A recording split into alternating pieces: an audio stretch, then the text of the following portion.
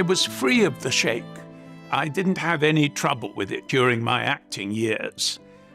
Now I would think twice about taking an acting job because it's quite distracting.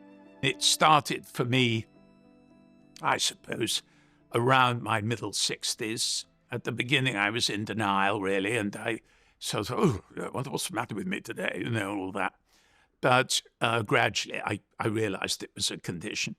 And then finally, in my case, I went off to see someone who was a specialist, and he diagnosed the essential tremor. And he proclaimed it more or less incurable. So I am, of course, curious to see if that proves to be true or if this new treatment works. I'm a writer, and of course that means, in my case, I have to type because one of the losses is handwriting. That is now impossible for me.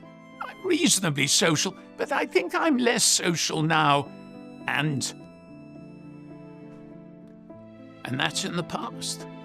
But if the treatment works, then I hope I'll be a good advertisement for it.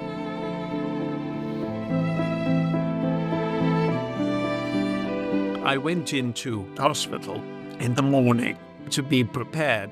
Very nice to see you. Julian's come to St Mary's Hospital, to the MR-guided focused ultrasound suite. We're going to treat the tremor in his right arm, and we're going to do that by firing ultrasound beams into an area of the brain on the left side of the brain called the thalamus to relieve the tremor in the right arm.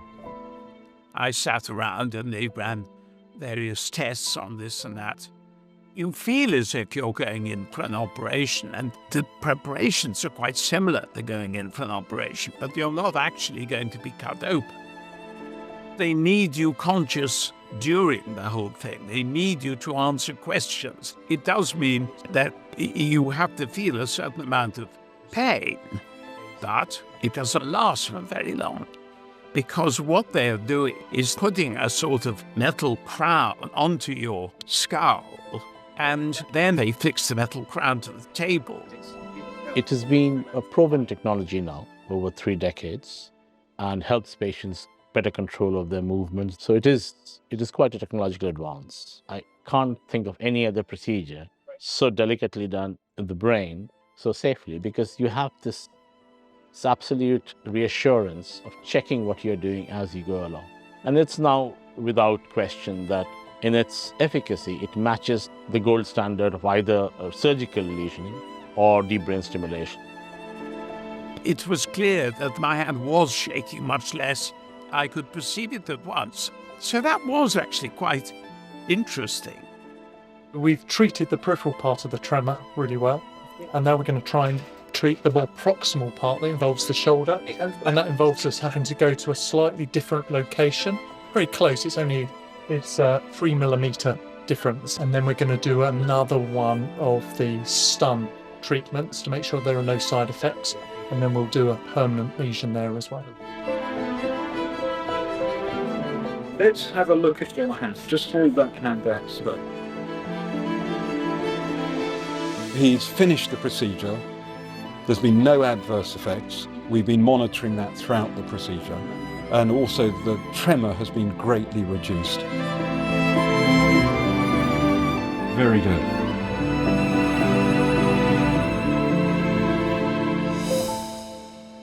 It's quite strange, actually. Because I hadn't trusted myself to do that for some time. To me, to look at them side by side, one is back to normal and the other is still shaking. I am, at the moment, working on the notional 4th series of the Gilded Age. I think I'll give myself a day off after today. I've had the treatment and I've, in a sense, cured the tremor in my right hand. And I want people to know that. I think this is the central question of essential tremor. Why do so few people know about it, including me, before I had it? I hope that I can be of some small use in getting it known.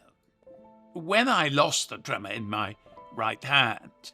And once I'd got the pleasure of being able to write again, which I now can, that was a big step for me. I think if I was talking to someone who was considering having the treatment, I would say to them really that for me, my life is much more normal again because it worked. For me at least, this was worth it and I haven't regretted it for 1 second.